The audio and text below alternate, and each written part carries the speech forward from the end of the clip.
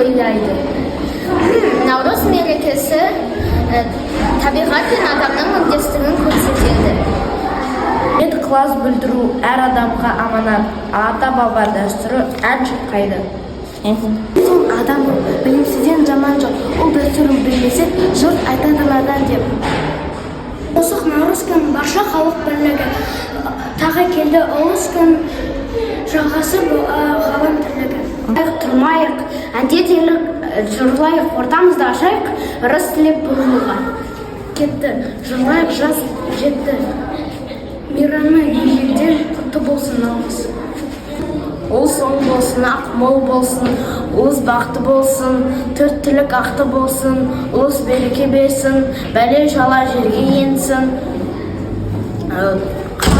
Халық тоқ болсын, көліктерің көк болсын, бассаң аман болып, уайым қайға жоқ болсын, қуаныштарың көп болсын.